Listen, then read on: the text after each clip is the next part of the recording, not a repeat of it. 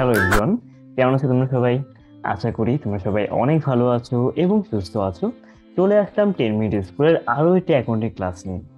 আজকে আমরা accounting first পেপারের তৃতীয় অধ্যায় ব্যাংক সমন্বয় বিবরণী এই চ্যাপ্টার থেকে একটা খুবই গুরুত্বপূর্ণ টপিক নিয়ে আলোচনা করব, এবং সেই টপিকটি হচ্ছে উভয়ের সংশোধন পদ্ধতিতে ব্যাংক সমন্বয় বিবরণী প্রস্তুত পদ্ধতি। প্রিভিয়াস ক্লাসে কিন্তু অলরেডি আমরা উভয়ের সংশোধন পদ্ধতি সম্পর্কে বিস্তারিত আলোচনা করেছি। উভয়ের সংশোধন পদ্ধতি হচ্ছে এমন একটা পদ্ধতি যেখানে আমরা দুই টাইপের জেরকে সংশোধন করি। এখানে কিন্তু আমরা দুইটা জের নিয়ে কাজ করি, একটা হচ্ছে নগদান বই অনুযায়ী জের, আর একটা হচ্ছে ব্যাংক বিবরণী অনুযায়ী জের। এখন যখন কিনা আমরা একক জের সংশোধন পদ্ধতিতে ম্যাথ করি, তখন ধরে নেওয়া হয় একটা পক্ষ সম্পূর্ণ সঠিক এবং অন্য পক্ষ সম্পূর্ণ ভুল। কিন্তু রিয়েল লাইফে গিয়ে কিন্তু এমন হয় না। রিয়েল লাইফে দেখা যায় যে হয়তো দুইটা বইয়েরই কিছু না কিছু ভুল আছে। সো যার যার ভুল তার তার বইতে ঠিক করার যে আইডিয়া, সেখান থেকে কিন্তু উভয় যে সংশোধন পদ্ধতির উদ্ভব ঘটেছে। তো আজকের ক্লাসের মধ্যে আমরা কিভাবে করে উভয় যে সংশোধনী পদ্ধতিতে একটা ব্যাংক বিবরণী তৈরি করা যায় সেই সম্পর্কে আমরা আজকে ভিডিওটা তৈরি করেছি। তো প্রথমে এখানে একটা আমাদের কোয়েশ্চেন দেওয়া আছে। প্রশ্নে বলা হচ্ছে 2016 সালের 30 জুন তারিখে নাজমুল ব্রাদার্সের নগদান বই মোতাবেক ব্যাংক জমার পরিমাণ 30,000 টাকা এবং ব্যাংক বিবরণী মোতাবেক ব্যাংক জমার পরিমাণ 26,500 টাকার অনুসন্ধান করে গড় মিলের নিম্নলিখিত কারণসমূহ খুঁজে পাওয়া গেল। তো এখানে দুই টাইপের ব্যালেন্স দেওয়া আছে, একটা নগদান বই অনুযায়ী ব্যাংক জমা দেওয়া আছে, আর একটা ব্যাংক বিবরণী অনুযায়ী ব্যাংক জমা দেওয়া আছে। তারপর এখানে নিচে কিন্তু অনেকগুলো আমাদের কারণ বলা আছে যে কি কারণে গিয়ে গরমিল ঘটেছে। তো এখান থেকে আমাদের একটা উভয় যে সংশোধন পদ্ধতিতে ব্যাংক সমন্বয় বিবরণী তৈরি করতে বলা হলো।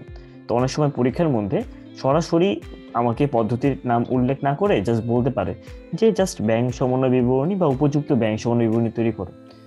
যখনই দেখবো যে আমাদেরকে উপযুক্ত একটা ব্যাংক সমন্বয় বিবরণী তৈরি করতে বলা হয়েছে এবং এখানে দুই টাইপের ব্যালেন্স দেওয়া আছে, তখনই গিয়ে আমরা উভয় জের দিয়ে কাজ করব। আর যদি উল্লেখ করে দেয় যে একক জের অনুযায়ী করো অথবা আমানতকারীর বই সংশোধন পদ্ধতি অনুযায়ী করো, তখন তো এই অনুযায়ী করবোই। আর যদি উল্লেখ করে না দেয়, আবার দুইটা ব্যালেন্স দেওয়া থাকে, তখন আমরা অবশ্যই উভয় যে সংশোধন পদ্ধতি দিয়ে ম্যাথটা করব। তো প্রথমে যে কাজটা আমি করি, আগে খুঁজে বের করি যে কোনগুলা ব্যাংকের ভুল। তাহলে আমার ম্যাথটা করতে না অনেক পরিমাণে ইজি হয়ে যায়। আমাদেরকে এখানে নগদের ভুলগুলো বুঝতে হবে কোনগুলা, আর ব্যাংকের ভুল কোনগুলো সেগুলো খুঁজে বের করতে হবে।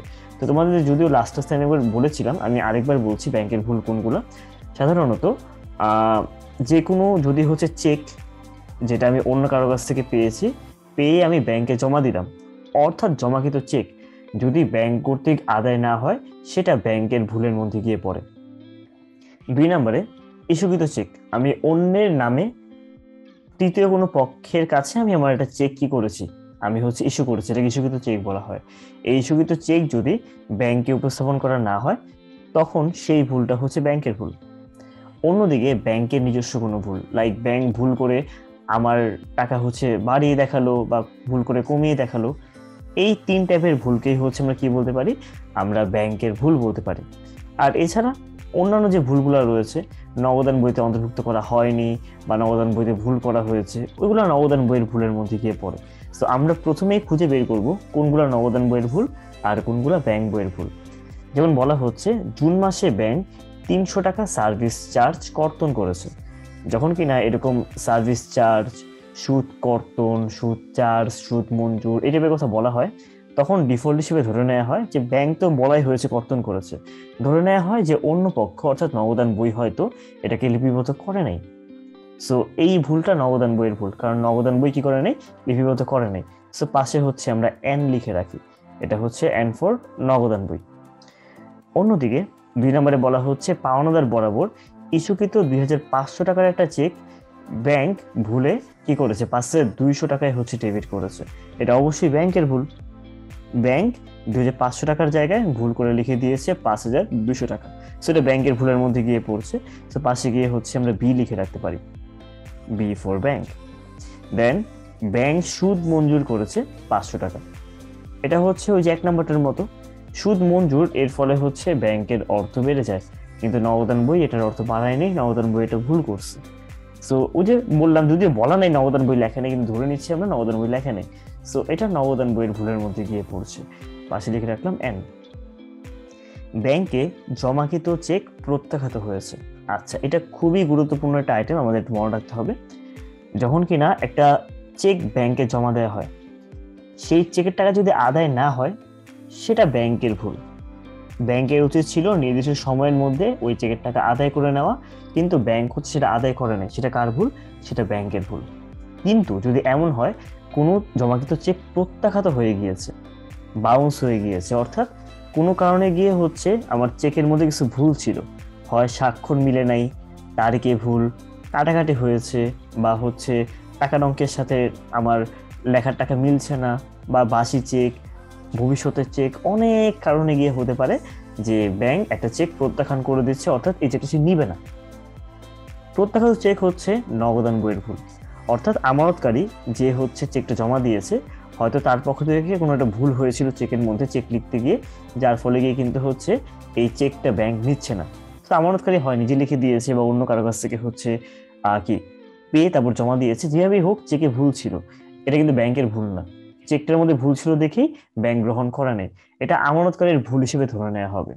তো ব্যাংকে জমাকৃত চেক আদায় হয়নি, ওটা ব্যাংকের ভুল। আর ব্যাংকে জমাকৃত চেক প্রত্যাখ্যাত হয়েছে, এটা নগদান বইয়ের ভুল। আমরা তো যার যার ভুল তার তার বইয়ের মধ্যে গিয়ে হচ্ছে আমরা কি করি? আমরা লিপিবদ্ধ করি। তো আমরা যে কাজটা করব, এই জমাকৃত চেক প্রত্যাখ্যাত হয়েছে, এটাকে আমরা নগদান বইয়ের মধ্যে গিয়ে কাজ করব। সো এটা নগদান বইয়ের ভুল, পাশে আমরা লিখে রাখি এন। এরপরে বলা হচ্ছে 4,000 টাকার একটা প্রাপ্য নোট ব্যাংক কর্তৃক হচ্ছে আদায় হয়েছে। সো যেহেতু প্রাপ্য নোটটা কি হয়েছে, আমার ব্যাংক কর্তৃক হচ্ছে আচ্ছা ব্যাংক কর্তৃক হচ্ছে আদায় হয়েছে, সরি পরে চলে গিয়েছিলাম, যে ধরে নেওয়া হবে যে নগদান বইয়ের মধ্যে গিয়ে হচ্ছে কি করা হয়নি, এটা অন্তর্ভুক্ত করা হয়নি, ওই 1 আর 3 নাম্বারের মতো আর কি। নগদান বই অন্তর্ভুক্ত করা হয়নি, সো নগদান বই অন্তর্ভুক্ত করতে হবে, এটা নগদান বইয়ের ভুলের মধ্যে গিয়ে পড়ছে। পরীক্ষার মধ্যে বিষয়ের ক্ষেত্রে সরাসরি আদায় এই ওয়ার্ডটা উল্লেখ করা থাকে আর কি। আর পরেরটা বলা হচ্ছে ইস্যুকৃত চেক ব্যাংকে উপস্থাপিত হয়নি 2,000 টাকা। সো এই যে ইস্যুকৃত চেক ব্যাংকে উপস্থাপিত হয়নি, এটা হচ্ছে ব্যাংকের ভুলের মধ্যে গিয়ে পড়বে, কারণ ব্যাংকের উচিত ছিল উপস্থাপন করে দেওয়া। আমি অন্য একজন তৃতীয় পক্ষকে একটা চেক প্রদান করেছি, এবং ওই চেকের টাকা ব্যাংকের উচিত ছিল পরিশোধ করে দেওয়া, বা ব্যাংক পরিশোধ করে নাই, সেটা ব্যাংকের ভুলের মধ্যে গিয়ে পড়ে। এবার আমরা যে কাজটা করব, আমরা তো হচ্ছে আলাদা আলাদা করে নিলাম যে কোনটা ব্যাংকের ভুল আর কোনটা নগদান বইয়ের ভুল। এইবার ম্যাথটা করতে হচ্ছে আমাদের জন্য কিন্তু অনেক পরিমাণে ইজি হয়ে যাবে। ফার্স্টেই আমরা হচ্ছে 2টা পার্ট করব। কি কি পার্ট করব? একটা থাকবে নগদান বইয়ের জন্য, আর একটা থাকবে হচ্ছে ব্যাংক বিবরণীর জন্য। সো ফার্স্টে আমরা উপরে লিখব প্রতিষ্ঠানের নাম নাজমুল ব্রাদার্স। নাম লেখার পর আমরা হচ্ছে লিখবো ব্যাংক সমন্বয় বিবরণী, ব্যাংকে না, ব্যাংক সমন্বয় বিবরণী হবে আর কি। উভয় যে সংশোধন পদ্ধতি বা সংশোধিত জের পদ্ধতি, নামটা আমরা উল্লেখ করে দিব। আর তারিখটা হচ্ছে 2016 সালের 30 জুন তারিখে কি করা হয়েছে, এটা তৈরি করা হচ্ছে, তারিখটা হচ্ছে আমরা এখানে উল্লেখ করে দিলাম। দেন বিবরণ টাকা, বিবরণ টাকা, এটা হচ্ছে আমাদের ঘর। তো আগে ব্যাংক বিবরণী দিয়ে শুরু করি আমরা। ফার্স্টে লিখবো যে ব্যাংক বিবরণী অনুযায়ী কি দেওয়া আছে, ব্যাংক জমা দেওয়া আছে না ব্যাংক জমা দিতে দেওয়া আছে। ব্যাংক বিবরণী অনুযায়ী ব্যাংক জমা দেওয়া আছে 26,500 টাকা, সেটা দিয়ে শুরু করবো আমরা। ব্যাংক বিবরণী অনুযায়ী ব্যাংক জমা 26,500 টাকা। এবার কোনটা যোগ হবে আর কোনটা বিয়োগ হবে, আমরা ফার্স্টে দেখলাম যে 2টা হচ্ছে এখানে লেনদেন রয়েছে, 2 নাম্বার এবং 6 নাম্বার, এই 2টা লেনদেন ব্যাংকের সাথে কাজ হবে। সো এবার প্রশ্ন চলে আসে কোনটা যোগ কোনটা বিয়োগ। প্রথমত পাওনাদার বরাবর ইস্যুকৃত 2,500 টাকার চেক ব্যাংক ভুলবশত 5,200 টাকায় ডেবিট করেছে। সো ব্যাংক যখন ডেবিট করে, ব্যাংক ডেবিট করার মানে হচ্ছে ব্যাংক অর্থ কমিয়ে দিচ্ছে। যেহেতু পাওনাদার বরাবর আমি চেক ইস্যু করেছি, অবশ্যই ব্যাংক হচ্ছে টাকা কমিয়ে দেওয়া, কিন্তু 2,500 টাকার জায়গায় সে 5,200 টাকা কমিয়ে দিয়েছে, অর্থাৎ অনেক বেশি পরিমাণে কমিয়ে দিয়েছে।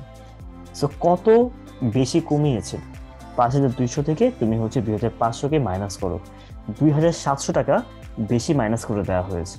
সো এই ভুলটা ঠিক করার জন্য এবার আমরা ব্যাংক বিবরণীর যে ব্যালেন্সটা রয়েছে তার সাথে যোগ করে দেব।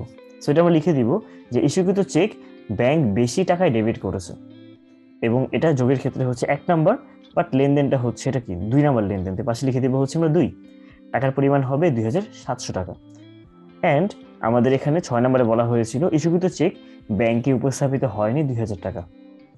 যেহেতু এই চেকটা ব্যাংকে উপস্থাপিত হয় নাই, ব্যাংক পরিশোধ করে নাই, ব্যাংকের উচিত ছিল পরিশোধ করে দেওয়া।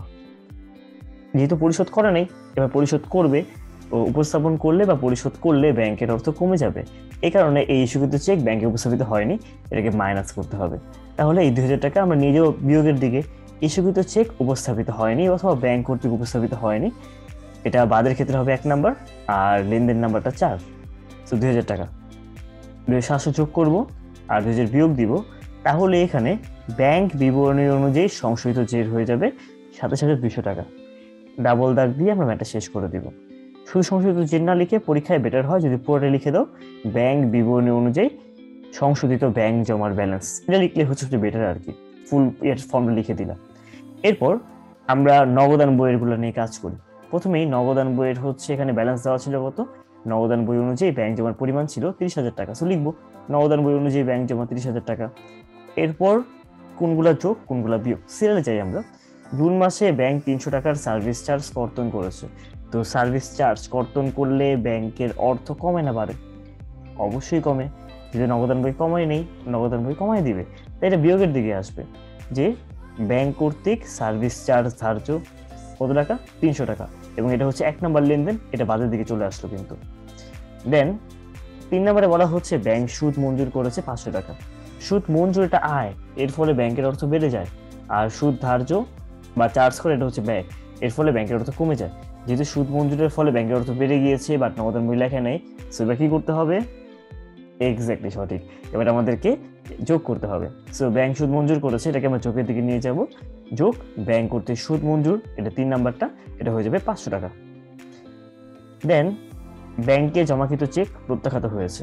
যখন কিনা আমি চেক ব্যাংকে জমা দিয়েছিলাম তখন কিন্তু হচ্ছে আমরা ভেবেছিলাম আমার টাকা বেড়ে গিয়েছে, সেটাকে আমি যোগ করে দিয়েছিলাম। জমাকৃত যে যখন কিনা প্রত্যাখ্যাত হয়ে যায়, ইন রিয়েলে টাকা বাড়ে না। সো আগে যে আমি টাকা বাড়িয়ে রেখেছিলাম সেটা ভুল হয়ে গিয়েছিল, এই ভুল ঠিক করার জন্য এখন টাকাকে কমিয়ে দেওয়া লাগবে। এই কারণে এটা বিয়োগের দিকে চলে যাবে যে ব্যাংকে জমাকৃত চেক প্রত্যাখ্যান, এটা হচ্ছে এখানের মধ্যে আমাদের 4 নম্বর লেনদেন, এটা 6 নম্বর লেনদেন ছিল। এটা 4 নম্বর লেনদেন কত টাকা, আমাদের 7,000 টাকা। এটা 2, এটা 4, এটা হচ্ছে 6, এটা হচ্ছে 4 নাম্বার, ফাইন। তারপর 4,000 টাকার একটা প্রাপ্য নোট ব্যাংক কর্তৃক আদায় হয়েছে। সো ব্যাংক কর্তৃক আদায় হয়েছে, এর ফলে ব্যাংকের অর্থ বেড়ে গিয়েছে, নগদান বই লেখে নেই। সো ব্যাংকের অর্থ বেড়ে যাওয়ার ফলে নগদান বই কি করে দিবে, যোগ করে দিবে। সো 4 নাম্বারটা যোগের দিকে আসবে। 2 নাম্বার লিখে লিখবো প্রাপ্য নোট ব্যাংক কর্তৃক আদায়, আর পাশে লিখে দিব হচ্ছে 5 নাম্বার, নোট 4 নাম্বার, একটু ভুল বলে ফেলছি। তারপর আমাদের এখানে আর কোনো লেনদেন নেই, তাহলে 5,000 4,000 যোগ করে মোট হয়ে যাবে 4,500 টাকা। এটা যোগ করে দিব 30,000 সাথে, তাহলে বের হবে হচ্ছে 34,500, এবং এই দুটো যোগ করলে বের হয় 7,300। তাহলে 34,500 থেকে যদি আমরা 7,300 টাকা বাদ দিয়ে দিই তাহলে এখানে বের হয়ে যায় 7,200 টাকা। এবং এর বরাবর লিখবো নগদান বই অনুযায়ী ব্যাংক জমার সংশোধিত উদ্বৃত্ত বা সংশোধিত জের, দেন ডাবল দাগ দিয়ে হচ্ছে আমরা শেষ করে দিব।